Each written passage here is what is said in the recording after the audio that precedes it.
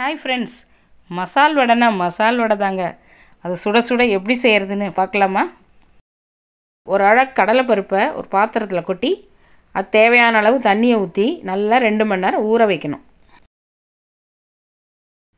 அதுக்கப்புறம் 2 மணி நேரம் கழித்து இந்த தண்ணியெல்லாம் வடிகட்டிட்டு அந்த ஊறின பருப்பை மிக்ஸி ஜாரில் போடுங்க. அது கூட 3 காஞ்ச மிளகாய், ஒரு 4 பல் பூண்டு, ஒரு சின்ன துண்டு இஞ்சி, ஒரு ஸ்பூன் சோம்பு, இப்போ தேவையான அளவு உப்பு, கொஞ்சம் கருவேப்பிலை இதெல்லாம் போட்டு கொஞ்சம் தண்ணி சேர்த்து நல்லா கரகரன்னு அரைச்சிக்கோங்க. இப்போது இந்த மாதிரி கொரன்னு அரைச்சி எடுத்துக்கணும்.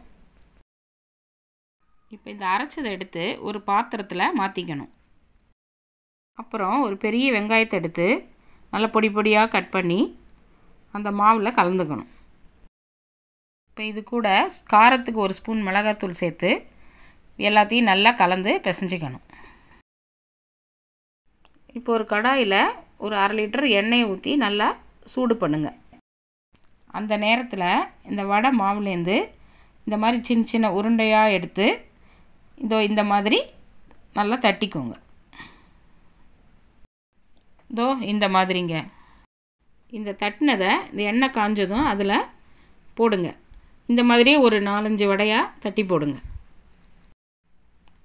இந்த வடையை உடனே திருப்பாதீங்க. நல்லா ஒரு நிமிஷம் வேகட்டும்.